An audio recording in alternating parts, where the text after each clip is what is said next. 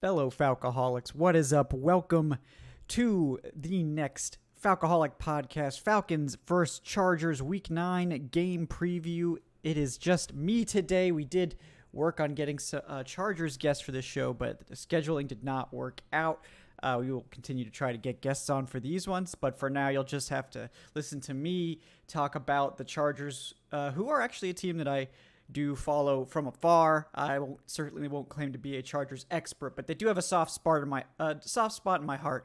I think that I like to refer to them as the AFC Falcons, and they're a fellow cursed franchise. So I definitely have a soft spot for the Chargers. I like the Chargers. I do follow them. I like a lot of their players. So I'm a little bit familiar. So I will do my best here. Of course, rely on some other data points as well, like the team's stats, and of course the PFF ratings is another thing to lean on. So we'll break this down, but ultimately, a very important game for both teams. Both are in the playoffs as of this moment. I believe the Chargers would be a wild card team in the AFC at 4-3. Falcons currently leading the NFC South and the fourth seed in the NFC at 4-4. And this is a game that, like we mentioned on last night's Falcoholic Live, if you guys haven't listened to that one yet, we basically said that most of us thought that on the schedule this would be one of the L's, and this is definitely one of the more challenging games left in this easy quote-unquote part of the schedule here, as the Falcons play another team with a winning record. I believe at this point the Chargers are the only team with a winning record that they will play before the bye. Technically, the Commanders are 500 right now, so there's a chance they could, of course, get to a winning record. The other teams are all below 500, so this is the tough game. We know how dangerous the Chargers can be on offense. They do have a great quarterback in Justin Herbert, who's not been having a spectacular season, certainly by his standards, but is still very dangerous. And they do have a number of really talented players, some of which, of course, are missing. And we will check in on the injury reports. I'm recording this before Thursday's report has officially been listed, but we do have an idea, at least, of some of the players that could potentially be on the injury report for the Chargers in this game. But again, a very interesting matchup, because I think that it's kind of a situation where it's a strength on weakness matchup again, where the Falcons are going up against a defense that is the worst in the NFL at stopping the run, and the Falcons, of course, have one of the NFL's most dangerous rushing attacks and are getting back their star running back in Cordarrelle Patterson. So it seems to set up nicely there. And then on the other side, the Chargers feature a dangerous passing game, while the Falcons feature the NFL's worst defense overall, and particularly so against the pass. So a potentially high-scoring game as a result. The Falcons, of course, will try to do their thing where they run the ball as much as possible and grind it out, but how well it'll work is obviously still to be determined. But an interesting test here to see what the Falcons can do on defense, especially against a foe that will challenge them, certainly there. And on that note, let's dive right into the matchup, starting with the Falcons offense. Falcons passing game versus the Chargers secondary pass rush. Again, injuries have played a factor here. J.C. Jackson, their big-time addition in the offseason, first of all, is not playing great, but has also been ruled out of this game. I believe he's on injured reserve now. So that does weaken the depth in the secondary a little bit, but the Chargers still have a lot of very good pieces there in the slot. Of course, they've got Bryce Callahan, one of the NFL's premier slot corners over the years. Very good player still.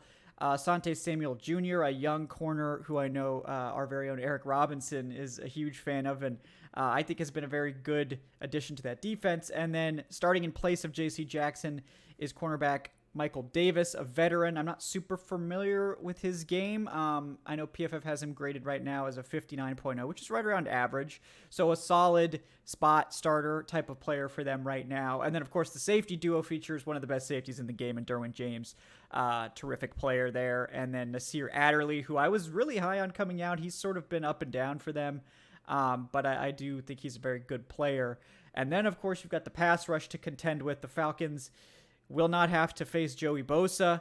As far as I know, there hasn't been much buzz about him being activated off IR for this game, so I don't think it's going to happen. But they do still have to contend with Khalil Mack, who is an elite edge rusher, and the rest of the Chargers defensive line, which is good, I guess. I know in terms of pressure rate, they're pretty low, and also in terms of overall sacks. A lot of that has to do with missing, a premier player like Joey Bosa, but they do have some names there like Morgan Fox and Austin Johnson that are solid players. But the pass rush for Los Angeles has not been as good as they hoped, certainly. It's been a lot of relying on Khalil Mack to get things done there. You guys know the Falcons' weapons well at this point. Drake London at wide receiver 1 has been the team's best receiving option thus far, certainly the most productive. We did finally get to see Kyle Pitts utilized more in the last game, having his best game of the season, 5 for 80 and a touchdown, 2 touchdowns on the year, already a career high. I have a feeling we're going to start seeing a lot more of those if this passing game starts coming together like we're all hoping it will. We've also got, of course, the complimentary guys like Alameda Zaccheaus, Damiere Byrd, Cordarrelle Patterson coming back, and potentially, being a factor in the passing game as well. You have to like the Falcons' weapons. In terms of defense, the Chargers have played the pass pretty well. It's definitely the better part of their defense. It's also worth noting that the Chargers are the 31st ranked scoring defense in the NFL. They've been better against the yardage numbers, however, allowing the 20th most yardage, but a lot of points allowed here. Very interesting that the Chargers have a winning record despite a very negative point differential right now. I believe they've allowed over 20 more points than they have scored. So that's, of course, interesting. They've lost some lopsided games and won a lot of close ones.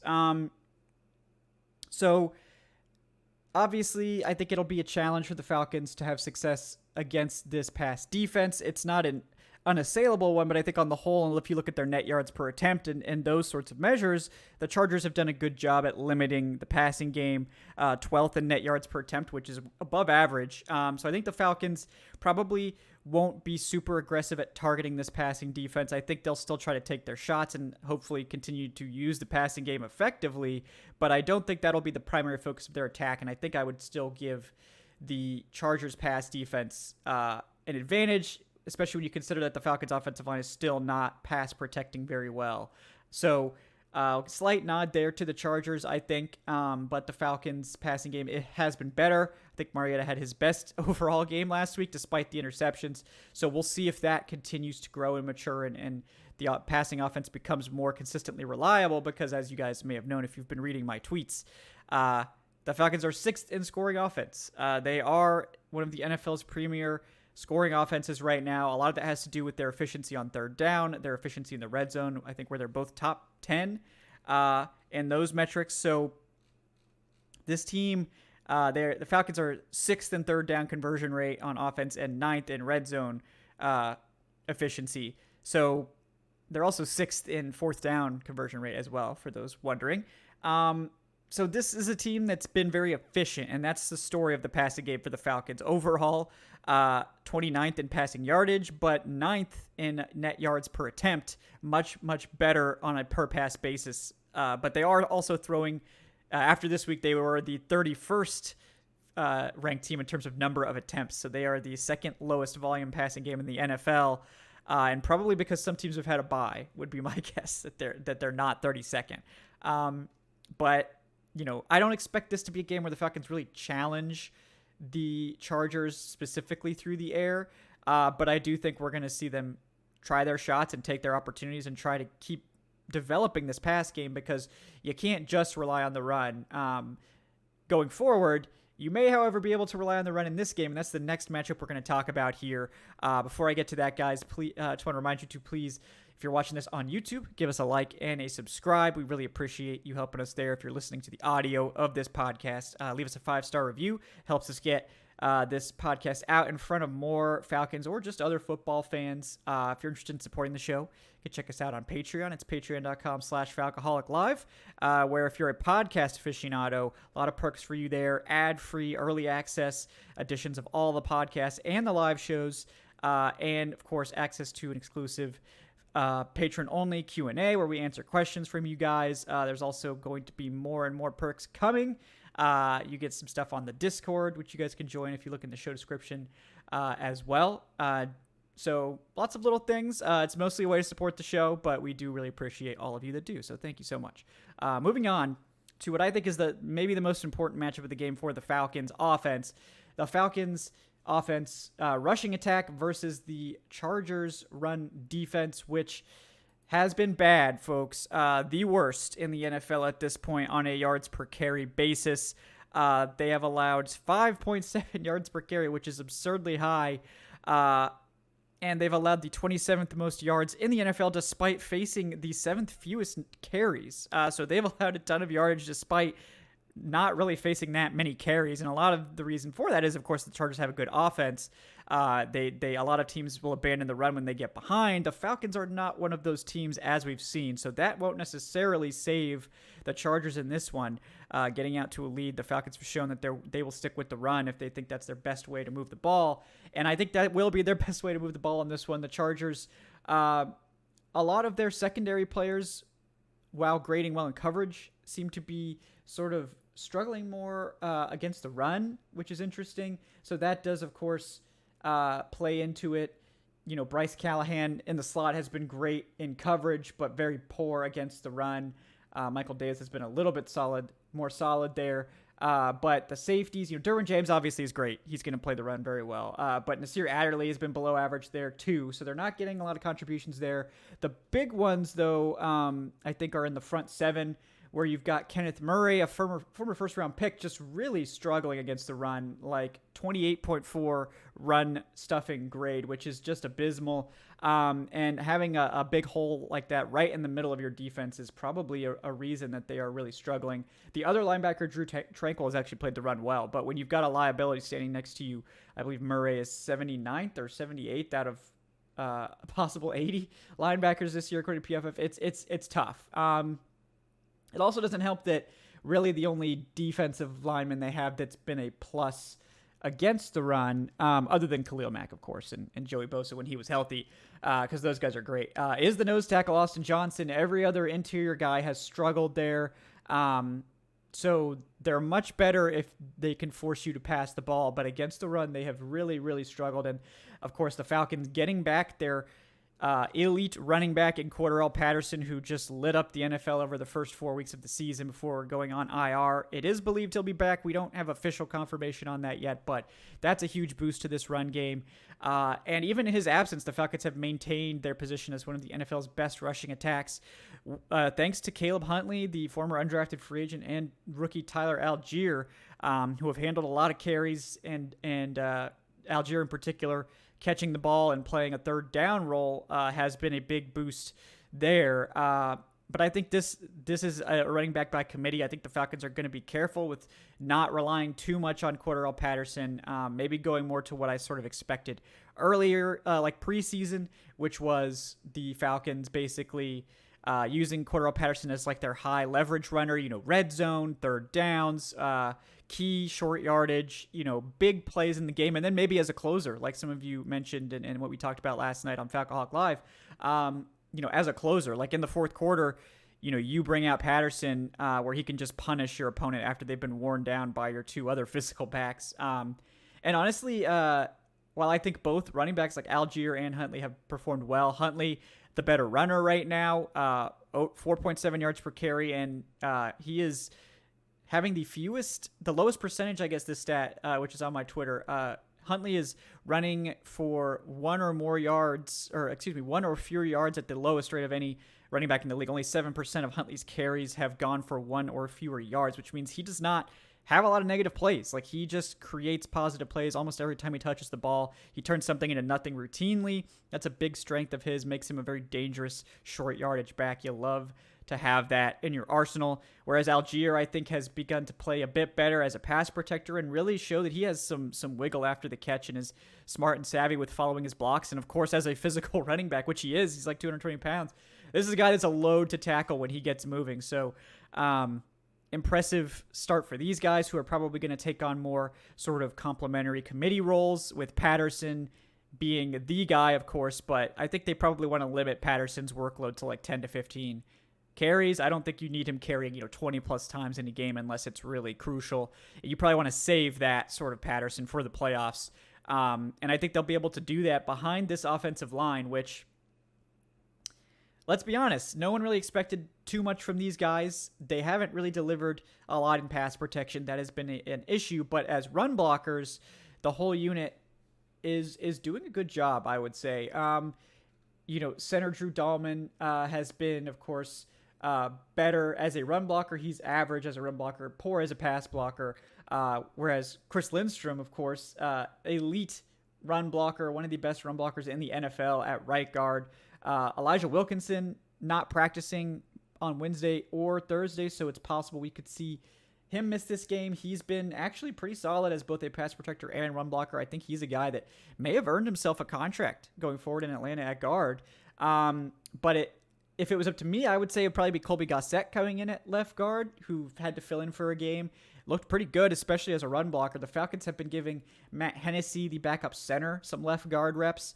I don't know if that's meaningful in terms of who's going to play on Sunday, or if they just want to make sure Hennessy's cross-trained there, because he will then be the primary interior backup if Elijah Wilkinson's out of this game. So they probably want to make sure he's comfortable playing there. But I don't know. I think if Colby Gossett's in there, you feel like comfortable that it's going to be fine. If Hennessy's in there, it's a much bigger question mark. So that could be something to monitor. And I think the tackles have both been pretty darn good in terms of run blocking. Matthews having sort of a bounce back season there. He's been good in both areas, whereas McGarry has been a very, very impactful run blocker and sort of a barely average pass blocker. But it's still a big improvement for him this year. He's having his best season for sure. So you like that matchup a lot. This is the matchup that the Falcons need to absolutely exploit and pound and just relentlessly attack this Chargers run defense, because they have shown that they can't stop the run. I know they've allowed over 200 rushing yards in 2 of the last 3 games. They're coming off a bye. They're going to be fresh. I'm sure like fixing their issues in the run game has probably been a big point of emphasis over the last week, but we've seen 7 games from this Chargers team. They've been awful at stopping the run. I don't think any amount of coaching is really going to fix that up. The Falcons just need to stick with it and tire them out and play their game. But the Chargers do have the rest advantage, so it may not hit immediately. We could see this run game sort of maybe stall a little bit early.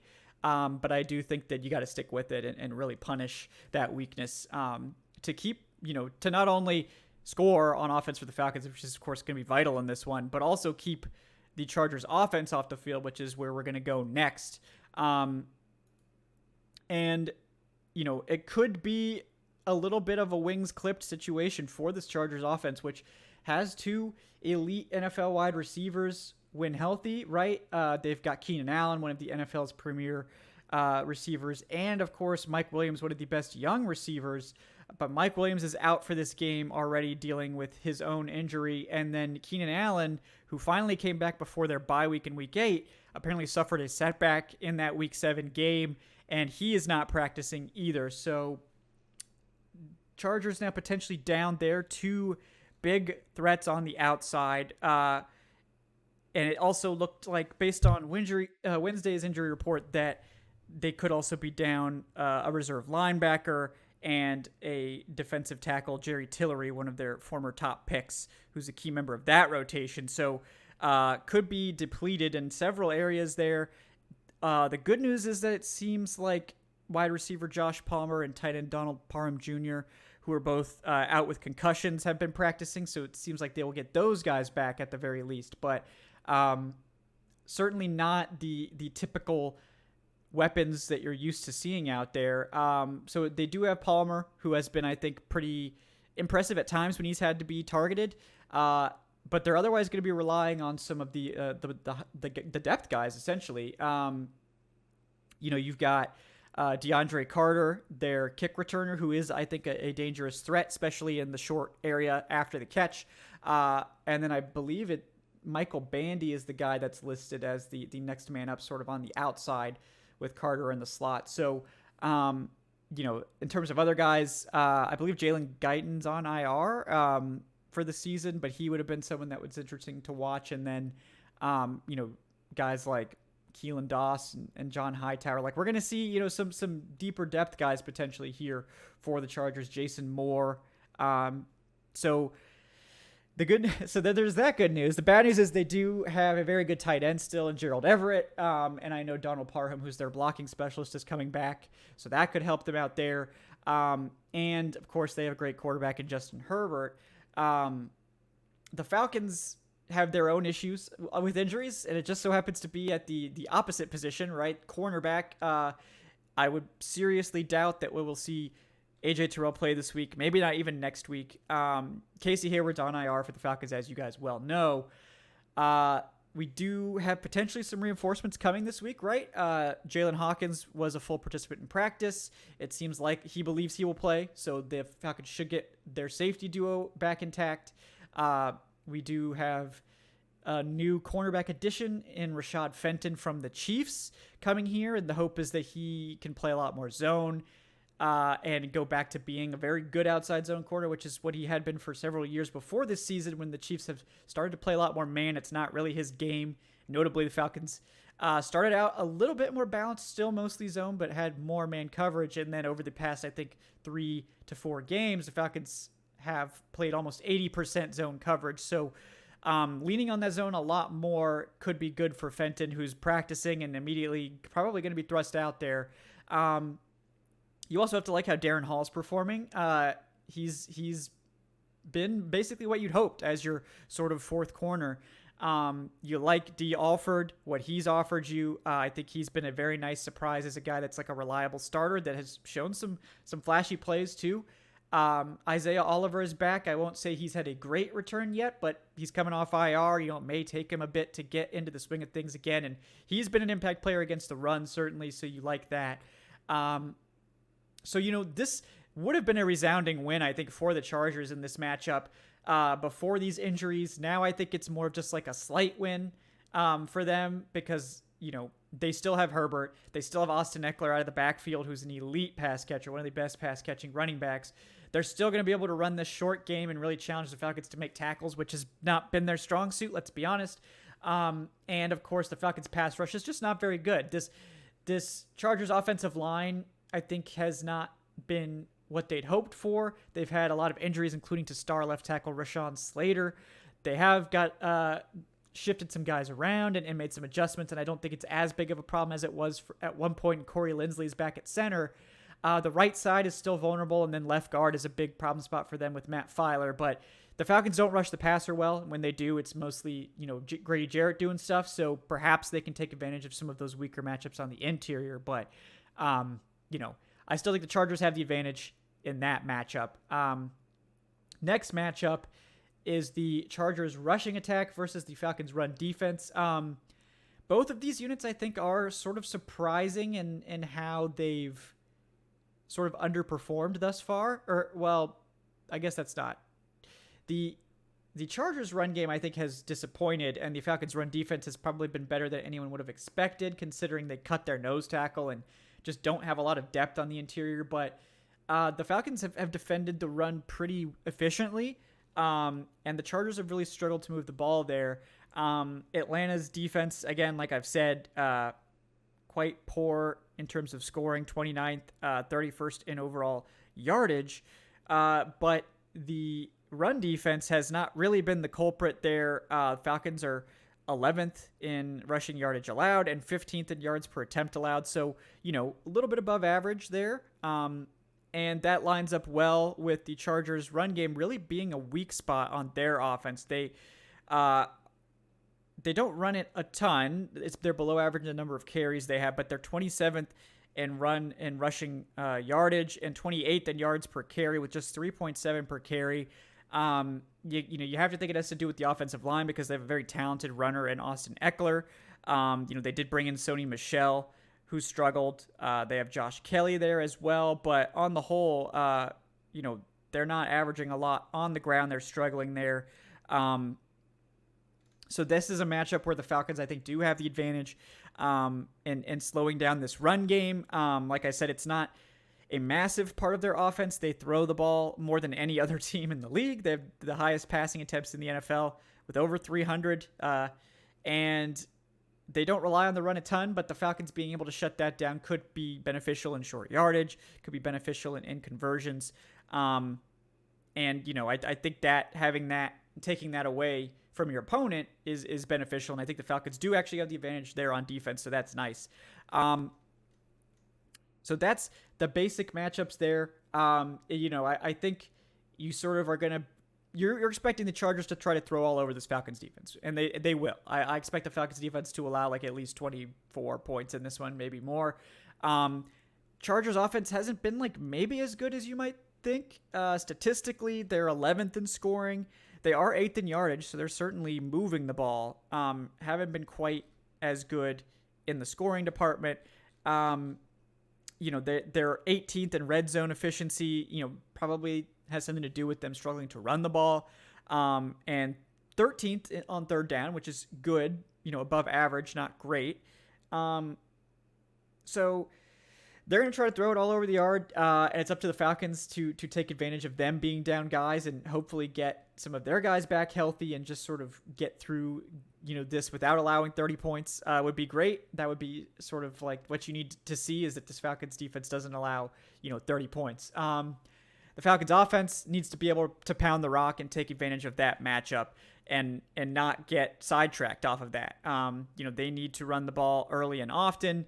And it's fine to try the passing game, but when your opponent is this poor against the run, you have to emphasize that. And I think that they will. But I think that Arthur Smith is also looking to show that this is not a one-trick pony offense. We are going to try to pass the ball, and we're going to continue to flesh out that part of the offense, and they need to be able to beat teams that aren't struggling against stopping the run. So I suspect that we will see our fair share of pass attempts. I'm hoping that we're not going to be, unless the Falcons just are completely obliterating the Chargers on the ground. In that case, just hand it off every play and coast to a win. But if they're having some resistance, you'd like to see them throw it, 20 times in a game instead of like 10. Yeah, complete 15, of 20. Try some play action stuff and take advantage when the Chargers creep up to stop the run. And I think, if the Falcons can start to do that and really consistently hit those efficient pass plays, which it's still been sort of hit or miss there, that's when this offense really takes the next step into being dangerous. And maybe the return of Patterson is a big factor there.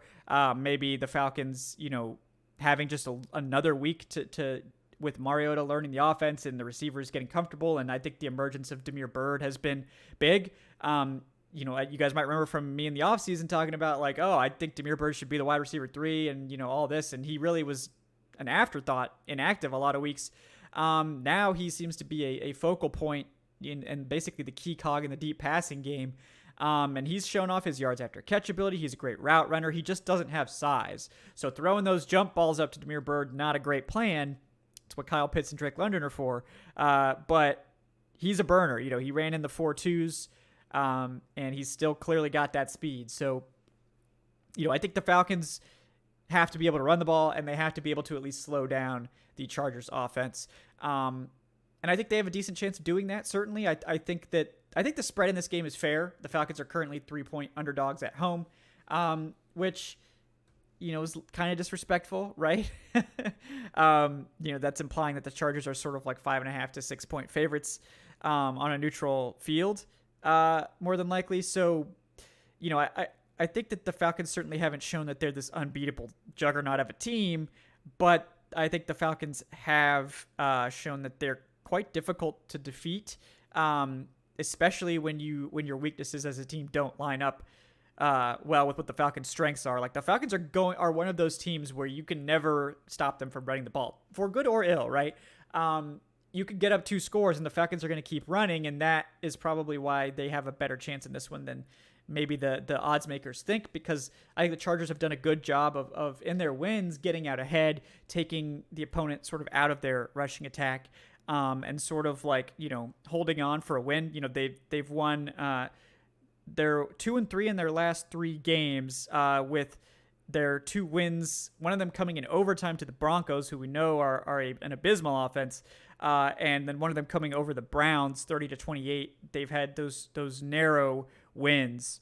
But the Falcons for once have actually played well at home too. The Falcons have won, I think they're 3-1 at home and 1-3 on the road. So they've been a lot better at home for a change. This is a home game, so that could be a boost to the Falcons. It's, of course, the Chargers having to make the trip across country, so that could be significant. They are coming, like I said, off that bye week, so that's part of the equation as well. But, I think this is a potential opportunity for the Falcons to flex their muscles on the ground and show that you can't get away with having a bad run defense in the NFL anymore, like you could potentially in years past, where the pass defense was the important thing, and as long as you had a good offense, you could take your opponent's run game out of it.